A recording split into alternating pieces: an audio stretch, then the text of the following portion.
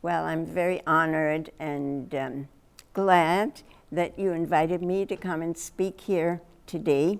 And I am a Jewish child that grew up during the Holocaust in Nazi-occupied Europe. And I'm going to talk to you about my journey. My journey was not voluntary, it was by command. And basically, I will talk about the first 15 years of my life when I arrived in America, and then there'll be a little bit of it since that time. So the first thing I want to do is show you a map of my journey. And I hope you can see this, and I'm going over this very fast. I was born in Berlin, Germany, and I was 3 years old when Hitler came to power, and the persecution of Jews began. My grandfather owned a bank in Berlin. My father was his partner. And about 2 years after Hitler came to power, the bank was taken away because Jews were not allowed to own banks, just like they weren't allowed to do or be many other things. And so my father was unemployed, and he decided to go to Amsterdam to try to find work and then to move the family there because he hoped that that would help us escape the execution of Jews that began very rapidly. So when I was 7 years old, my family moved to Amsterdam, and then what we hoped was not going to happen, the Nazis invaded Holland, which, as you can see, is an adjoining country to Germany. And the Nazis followed, and they occupied Holland. They invaded, and then after a few days of battle, Holland became an occupied country. And the persecution of Jews escalated. So eventually, didn't take very long, my family was deported to the first concentration camp, which is the third point on the map, and that was Westerbork. Westerbork was a German concentration camp in Holland. It was a transit camp, and most Jews, Dutch Jews or Jews who lived in Holland, were transported to death camps in Eastern Europe. So we were first transported there, and then after about 8 months in Westerbork, we were transported to another concentration camp in Germany called Bergen Belsen. Well, from there, we were in Bergen Belsen almost 1 year, barely surviving, and then we were included in a prisoner exchange from Bergen Belsen. And we were elated that that happened. But the second night on the train from Bergen Belsen to Switzerland, my father died. We were so close to freedom, but he did not make it. What happened then was that we arrived in Switzerland, and from there I was transported to a refugee camp in Algiers in North Africa. It took another year before I came to America from Africa, from North Africa, from this camp. And then the rest of the story you will hear later. So I am now proceeding. So the persecution of the Jews was a horrible regime. 6 million Jews were murdered during the Holocaust, and 6 million other people were murdered as well. And they included gypsies, Jehovah's Witnesses, homosexuals, and dissidents, and all kinds of other people. But the Jews were the main target. And because the Jews were the main target, they were labeled. They were called all kinds of names, like criminals, murderers, cockroaches, monkeys, pigs, all of these vermin all of these names were applied to the Jews. I'm going to show you quickly some pictures of my family to see what they look like. This is a wedding picture of my parents, and this is my brother and myself. He was 2 years older than I was, and this is a picture of my dad with myself. I adored him. And here are my grandparents. I had an idyllic childhood. It was a very happy family, loving parents, loving grandparents. I lived with my grandparents the first 7 years of my life. And I don't have a single negative memory of my childhood. Now then we left Germany because of the persecution, and my father found a job with the American Express Company in Amsterdam, and this is the house where we lived. And next to it, there's a picture of Anne Frank's house. She and I lived in the same neighborhood. You can see the architecture is the same, and both of us lived on the 3rd floor of the building. In Holland, we lived much more modestly because the Nazis did not allow my family to take all the assets with them, but we had a good life. The Dutch were very hospitable. We were never made fun of because we were refugees. My brother and I went to school right away, learned the Dutch language, and the first 2 years were rather peaceful until the invasion and the Nazis took over. Here's a school picture. That's a typical school picture, about 3rd grade, and you can see that Anna and I, we didn't go to the same school, but it's the same kind of picture with a portrait in the back and a notebook and a pen in the hand. This is a passport picture, and I'm showing it because there's something peculiar about it.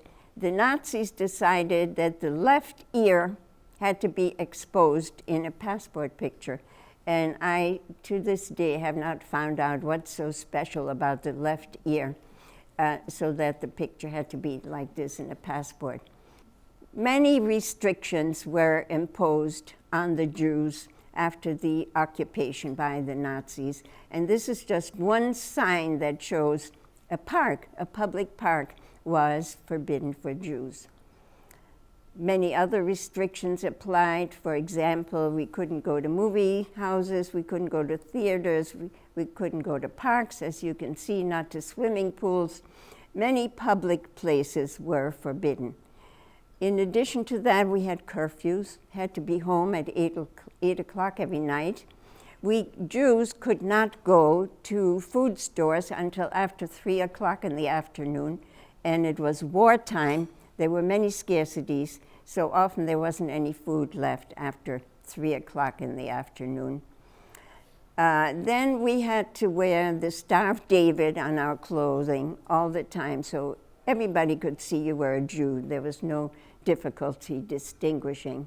And then came the deportation, and this shows a picture of the method used by the Nazis to deport Jews from their homes. What they would do is they would block off an entire neighborhood, and with their loudspeakers, they would chase everybody into their houses. Nobody was allowed on the street. And then they would go from house to house and from door to door and look for Jews. And if they found Jews, they gave you 10 minutes to pack, and then you had to leave. And here on the picture, you can see all these people with their bundles, their suitcases, baby carriages, young or old, were just marched out of their homes to a big square, and there we waited until they came with trucks. They loaded us on trucks and took us to the railway station. And at the railway station, there was this long, long train, but it wasn't a passenger train. It was this kind of a train, a cattle car train, that they transported Jews to the camps. And so they loaded like 50, 60, 70 people into one wagon, and then they closed it. There was no water. There was no toilet, there was no food, and there was no air, because when they closed the doors, no windows, and it was very uncomfortable, very crowded. Some people didn't even find a place to sit down. They had to sit on somebody else's lap. And then you'd be locked up. Many people, if they were transported to Eastern Europe to a death camp, spent days in a cattle car like this. In our case, we were in this car about 8 hours, and then we arrived in Camp Westerbork. And this is what it looked like. You see the barracks on the left side, and on the right side you see the kind of beds we slept in. They were bunk beds, steel framed, 3 tiers, and all they had was a straw mattress, no blankets, no pillows, nothing like that. And this was Camp Westerbork. 120,000 Jews were deported from Westerbork to other concentration camps. Life there was not pleasant, of course. Adults had to go to work, all kinds of work.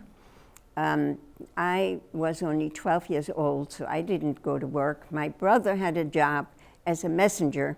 He had a bicycle, and he would take messengers from one place to another. For kids like me, it was absolute boredom. There was nothing to do. There was no school, no playground, no library, no books, no toys, no nothing. It was complete boredom. The most traumatic memory I have of this camp is that every week a train came, a cattle car train, on Saturday afternoon. The camp was divided by a railroad track. So wherever you went in the camp, you had to cross the railroad track. And this train, this cattle car train, pulled in on Saturday afternoon, and it would sit there the rest of Saturday, all day Sunday, and all day Monday. And then Monday night, all the barrack leaders would turn on the lights, and they would read off a list of names of the people who had to go on the train, and they always went to a death camp.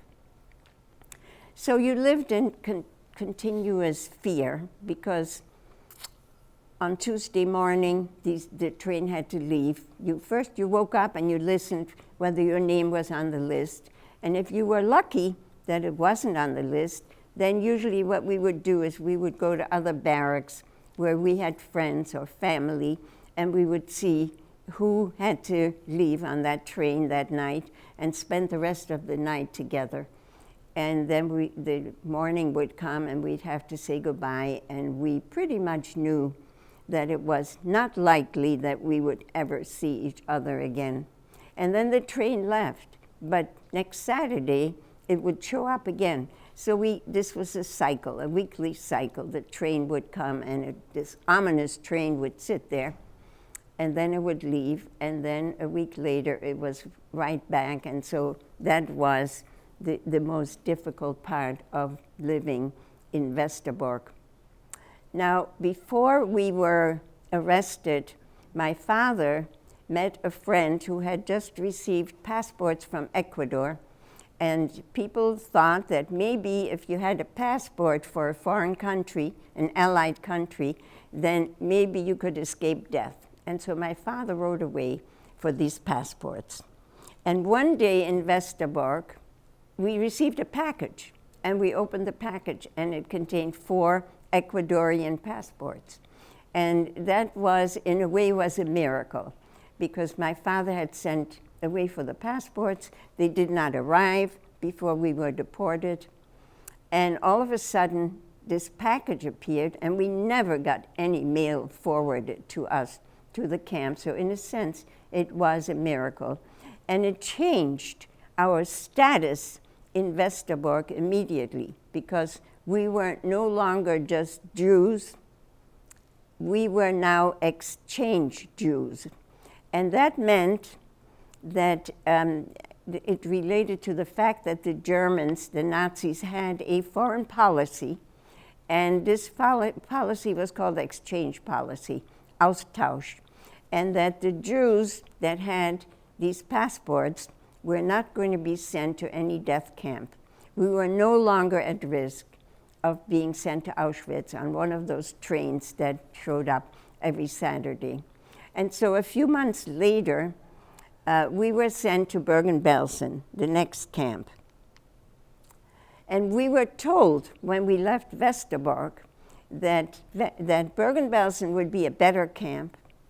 And besides, we would not be there very long because we would be exchanged. We would be part of a prisoner exchange whereby the Germans would exchange us either for German prisoners of war or for German citizens who were living in Allied countries and they couldn't come back to Germany because during wartime the borders close and you can't travel, you can't move.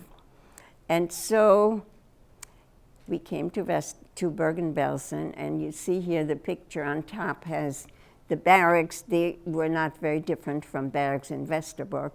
But then that lower picture, it shows barbed wire, and there are people behind it, and they wearing rags. They're very skinny, and they have these fearful expressions on their faces. And it looked ominous. We seemed to, it showed us that this was not going to be a better camp than Westerbork was. Now, Bergen Belsen was really a horrible, a brutal, a cruel camp.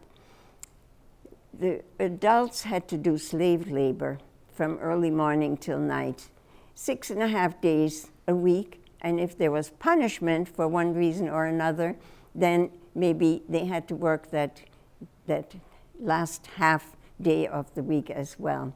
We had to stand on a big square to be counted. There was roll call at least one time a day, but sometimes several times a day, standing in the cold or in the heat or in the rain, standing in place in columns of 5. You couldn't sit, you couldn't jump, you couldn't talk to anybody.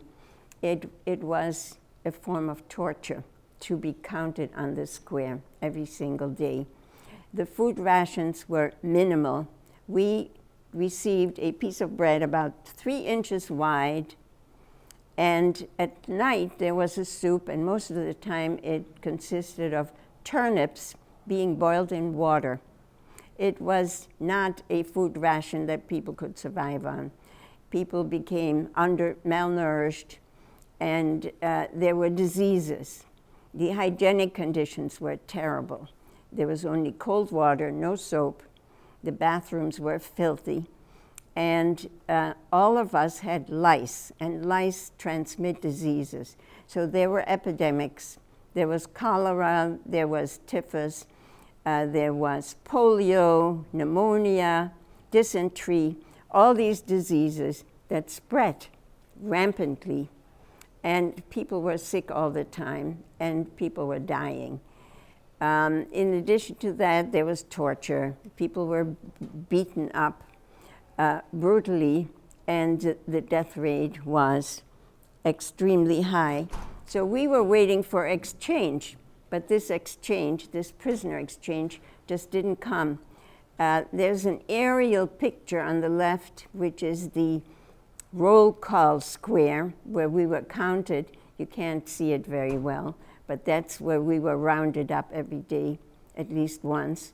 And then on the lower picture, you see the kind of beds we slept in. And as the camp became more and more crowded, 2 people had to share a bed. It was a narrow bed, and of course, with the lice and the disease, the diseases spread even more quickly, being so congested.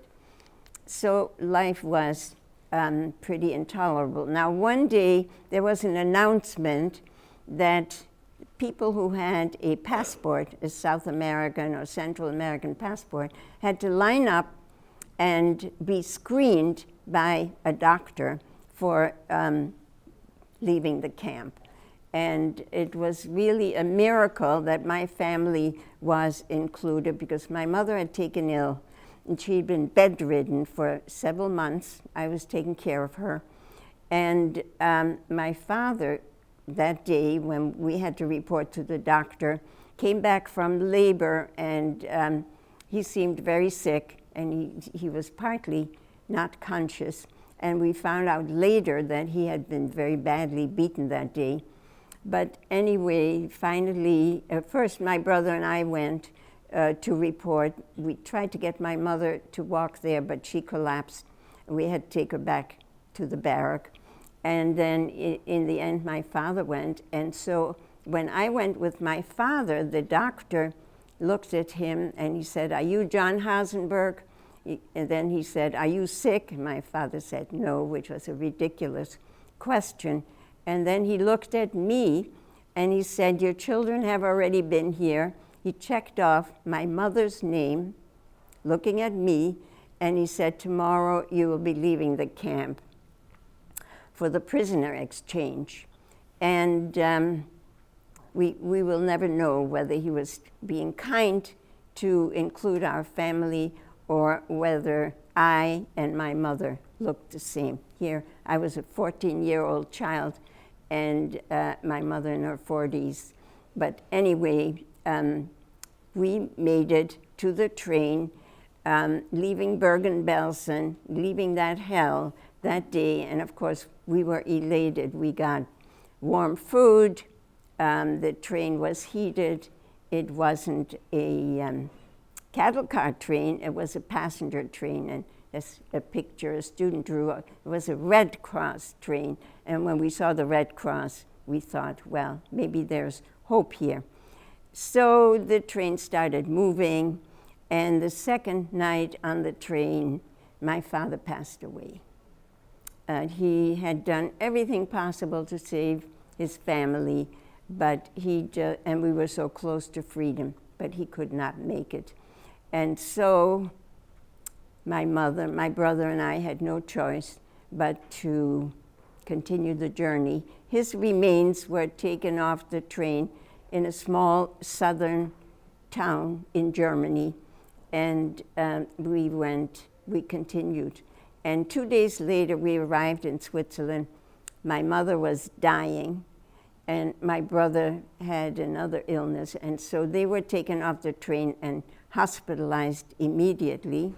I was not allowed to stay there. I wasn't sick enough to be hospitalized, and the Swiss were totally averse to keeping any more refugees.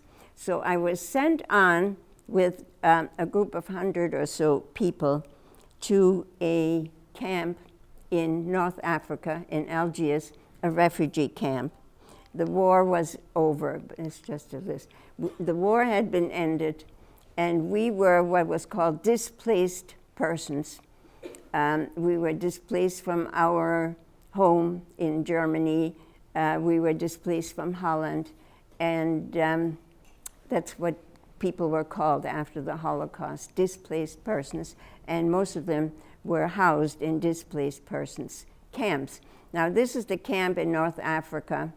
You see the barracks we lived in, and it's the only two pictures I have, the one with a group of young people that we hang out together. Now, in North Africa, certainly life was considerably better than Bergen Belsen, but here I was, 14 years old. My father had just died a few days ago, and I was separated from my mother and brother. And we were separated, not just different cities or different countries. We were on 2 different continents. For several months, the war had not ended. I didn't have any contact with my family. I didn't know if they were surviving. And after a while, I got a telegram telling me that they were recovering. Now, nothing was done to reunite me with my family. I wasn't allowed to go back to Switzerland to be with them, and they never came to North Africa. We finally were reunited in America. It took 1 year before I was able to come to the United States, and it took my mother and brother 6 more months, and so we were separated for 1.5 years. And so when I hear what is happening at the border of this country these days, where children are being taken away from their families, my heart really weeps because I have never forgotten the trauma of that period of being alone. Now, when I came to America, we had to wait a long time for transportation. The war was over, and so the way in which we came to America was on a Liberty ship. Now, Liberty ships were built during the war in 24 hours, mostly to transport cargo, to support the troops in Europe. And it was a very rough ocean. It was 3 weeks in December. And so I was on this ship with a few other people because they weren't built for passengers. And one day an American doctor who was part of the crew told a story about the Liberty ships. He says sometimes they break in half. And so I became very scared. And he said the part of the ship that will make it to America is the part that has the engine.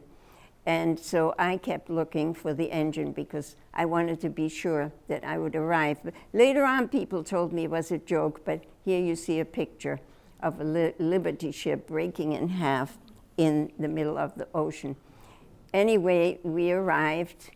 I lived with cousins of my mother, went to school immediately because I hadn't had any schooling for 3 years, even more than 3 years. And this is the graduation picture from high school. Then I went to a tuition-free college in New York City. Can you imagine a tuition-free college today?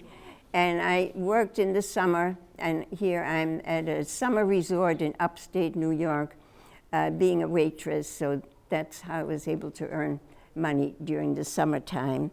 And after graduating from college, I went to Duke University and got a PhD in economics, met my husband, and so we both got our PhDs at Duke University before we came to the University of Michigan, where we spent more than 35 years on the faculty, both of us. Here my kids, they're in their 50s now. On the left side are my 2 granddaughters, and on the right side, they're my daughter's daughters, and then on the right is my son's boy. He's the youngest one of the crew, and 5 months ago, I became a great-grandmother, and so the baby has to be added to the PowerPoint. And so here I'm teaching economics at the University of Michigan. This is a picture during the 1970s. It's graduation day. You see all the guys in front are wearing suits and white shirts and ties. And then behind them is the faculty, and they're wearing suits and white shirts and ties. And that's how people dressed for graduation in those days. And then over on the right, that's me. And so if you saw the same picture today, there would be at least 50% of the students would be women, and probably close to 50% of the faculty would also be women. So sometimes things change for the better. And so my brother has 2 children, and I have 2, and one day at a family reunion, our kids demanded that we take them back on a journey to the sites of family history. So we went to Berlin, to Amsterdam, to Westerbork, and this is Bergen Belsen. We're visiting there. And that's just it. The camp existed from 40 to 45 and then became a displaced persons camp. And this is a sign at the entry. And here you see a mass grave, because when the Allies came to liberate Bergen Belsen, they found so many dead bodies, they didn't know what to do with them, and they had to bury them in mass graves. Here is a sign for Anne Frank, Anna Frank, and her sister, Margot, that was put up later. And we visited my father's grave at a Jewish cemetery in southern Germany. And so my peace work, I helped found the Wallenberg medal and lecture series. Raoul Wallenberg was a Swede. He was a student at the University of Michigan from 31 to 35, and he saved tens of thousands of Jews in Budapest. And so this is a way of honoring him. Every year, if you ever want to hear a wonderful lecture, then look for the Wallenberg lecture. It's every fall, and it's a humanitarian. Here's the Dalai Lama. He's one of the Wallenberg medalists. And here are a bunch of others. And now we're up to the 27th Wallenberg lecture. And this is a group I co-founded consisting of 6 Palestinian and 6 Jewish women. And our motto is refusing to be enemies. We have existed for, I think, 16 years. We meet every other week in our homes to do dialogue on complicated issues. And when we're invited, we give talks about refusing to be enemies and how much we can learn from each other if we are open to meet people from other cultures, other religions, other nations, and do dialogue, which is a form of communication that is very liberating and very educational. We learn a lot from each other. And this is my book. It's my memoir. I published it last year, and it has the first 15 years of my life with a lot more detail of the story that I've just told you. So I will stop here. I have a few books if anybody didn't get one before. And I look forward to a lot of questions.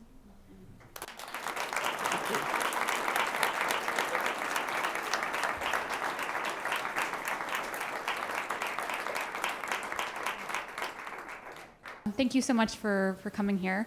I was just curious, you had mentioned that at the camp they had called out for folks with South American passports, and I saw in your slide that you had an Ecuadorian passport, and I wondered how you came across, how you came to obtain a South American passport. My father wrote to a man in Sweden, in Stockholm, and he managed to get them from a consul, an Ecuadorian consul. All over Europe there were consuls from those countries that issued passports because they knew of this exchange policy. So many, many people had passports, but very few ever got exchanged. And the passport, this is interesting, was issued under the following 2 conditions. One was that we would never apply for a visa to come to Ecuador, and that after the war we had to turn in the passport. Thank you so much for sharing your story. I just wondered what happened to your mother if you were ever reunited with her. Yes, my mother and my brother came to America 6 months after I arrived here. And she was very traumatized for most of her life, but she adapted. It was difficult here. She had never worked before. She found herself a mother of 2 teenage kids, single parent. She had to do minimum wage labor to support our family. And but she had a relatively good life, and she lived till age 86. How was it for you navigating your Jewish heritage after leaving the concentration camps and making it to America? Did you find yourself steering away from your history, or did you embrace it even more after all you went through? Well, that's a very good question. I certainly did not turn away from it. We had family in America, and the early years after the war, there were other survivors in New York, kids that I became friends with in Algiers. And so most of our social life was really with other survivors. But I never abandoned my Jewish heritage, but I didn't limit myself to that either. How have you managed not to be angry all the time about what's happened to you in your life? Like, how do you deal with that psychologically? That's a good question, too. Well, you know, anger eats you up. Anger is very destructive. It doesn't really help anybody. I mean, I wasn't near the Nazis. Probably if I had met them shortly after the war, I would have been angry. But I was lucky to come to America, far removed from everything. And I think it's important to forgive, because for one, forgiveness is healing. And I think you can do more about all the evil and the destruction that took place if you work on forgiveness. Now, I have my 3 conditions for forgiveness. I think people who participated in mass murder, they have to admit what they did, first of all. They have to show remorse, and preferably they show that they have done something to go beyond that, something to make the world a better place. I wouldn't forgive people who don't admit or who defend what they did as having been the right thing to do. Like to go back to Germany with your family, and go, you know, kind of back to your family, but also back to a place that was a really probably mostly traumatic time back.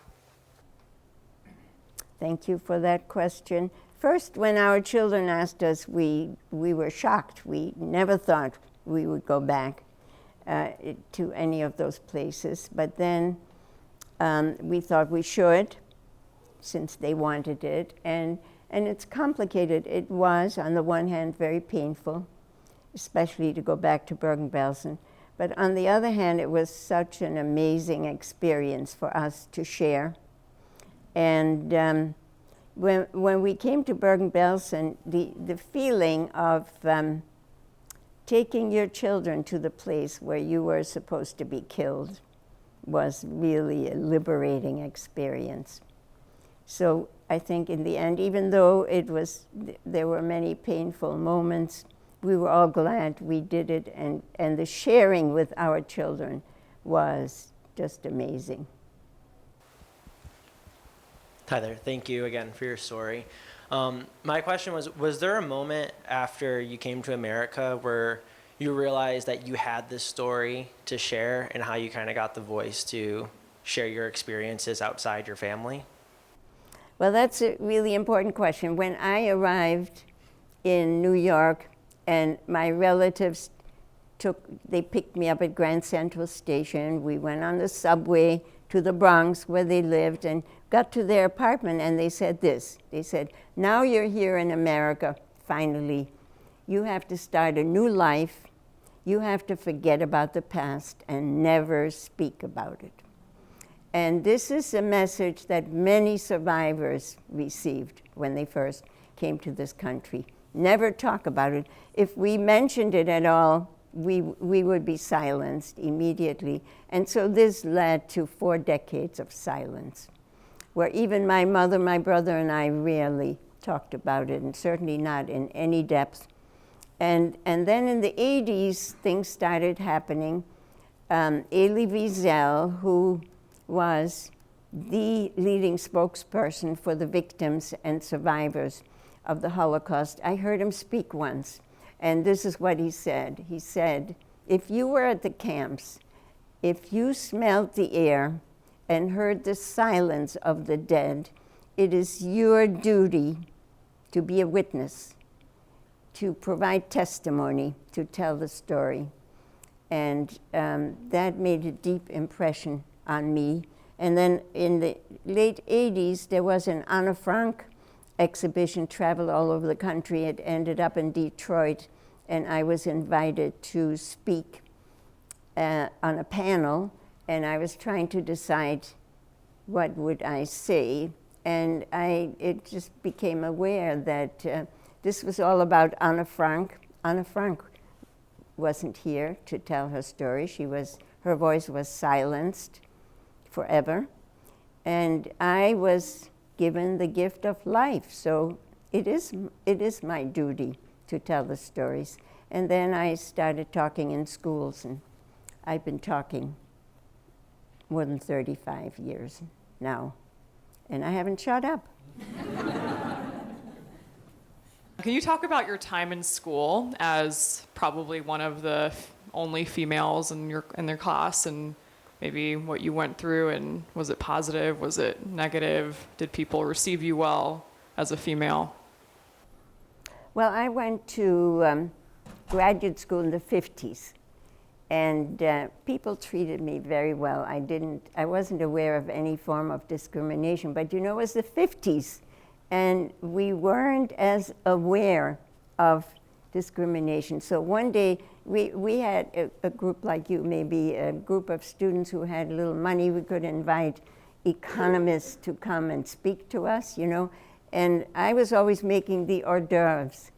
And one of my professors one day said, maybe this should be your career. And I didn't consider it as being a discriminatory comment, but maybe it was. Maybe he was giving me a message. I didn't belong in economics, right? But in general, I did not experience discrimination, not here. Well, here at the university, it's interesting. When we came in the 60s, there was a nepotism law on campus, and that meant that husband and wife could not receive tenure if we were in the same college. And my husband was in psychology, and I was in economics, and that's in the same college, in literature, science, and arts. So I would not have been able to get tenure, and that's how it transferred to public health. But that law is long gone.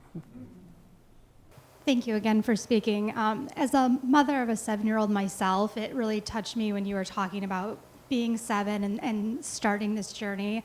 And what I struggle with every day is seeing sometimes the anger and intolerance that we even see in our own country today. What advice do you have to parents to be able to help our children deal with this and help our children make the world a better place despite what they may be seeing and experiencing? Well, it's interesting you asked this because these things are not taught in school, which is very unfortunate. And I think parents can be models for their kids.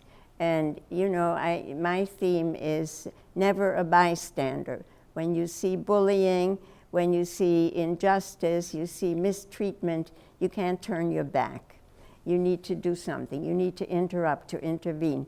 And I think if parents model that, then children will learn, but they're not going to get it in school, most likely. And this morning, there was a program on 1A, Joshua Johnson, about whether schools teach about the environment, the destruction of the environment. And very few schools teach that subject. And, that's another example.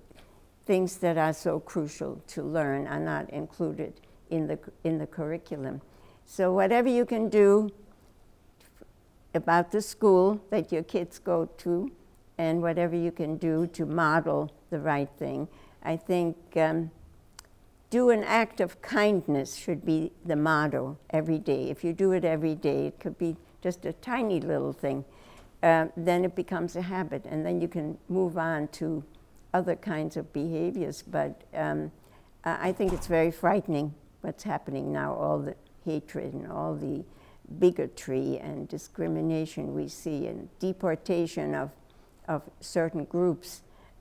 We need to be change makers. We need to be active.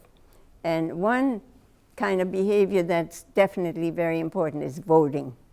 Young people don't have a good voting record, and they need to become more involved. I mean, voting is one of the privileges in a democracy. You can make a difference. Every person can make a difference. And just to become more aware what's going on and what we can do is definitely a high priority. I would love to know what inspired you to form the group of Jewish and Arab women to have open dialogue with each other. Well, first of all, my daughter, when she graduated from high school, she left home and went to Israel. She said to find her Jewish identity. And she married a Palestinian. So I became familiar with another culture, with Palestinians. And whenever I went over there, I saw the divide between Jewish and Palestinian people. And it concerned me because I have two granddaughters who have a double identity. And I wanted to work for a world where they would be recognized as equals by both peoples. So things got worse and worse in the Middle East. And at one point, I had some friends, Jewish friends, who had kids there, and then started the intifadas and all the uprisings. And we were concerned about our families over there. So that's how we started doing this. 6 of the 12 women are still there from the original group, and others have moved away and things happened. But we try to work for peace, but there isn't much we can do at this point except model our friendships and our connections and give talks. And we go to churches and schools and university classes, and everybody can do this with any 2 groups. And once you try, you find out how satisfying it is to cross the divide and learn from each other and be open to cultural differences. And when you do that, you find out that the differences are far smaller than what we all have in common. So I definitely recommend it. I'm curious, what got you through some of the most difficult times in your life back in the camps? Do you attribute that to your faith? Was it love of your family? Was it the promise of freedom at some point? What got you through those periods of hell? Well, in a way, it's an unanswerable question, but I really wanted to live, and I think you have to have a purpose when you're living under those circumstances where the next day is always worse than the previous day. And I saw my parents' health deteriorating so rapidly, so I was taking care of them, and that had to keep me going. I had to be there to do whatever I could for them. And I also had a dream. Well, I had several dreams. One was to be a dog under the dinner table in the home of a wealthy family. That was one dream. And my other dream was that when I was a little girl, I read books about Heidi. I don't know if people still read Heidi books. And Heidi was an orphan, and she went to live with her grandfather in Switzerland in the mountains, and she did a lot of skiing. And I wanted to survive so I could go to Switzerland and learn how to ski. I never did. But it kept me going. With that, we are going to complete this session. Irene, a huge, huge thank you on behalf of Google Ann Arbor for coming and sharing your story here today with us. Thank you. Thank you all for coming.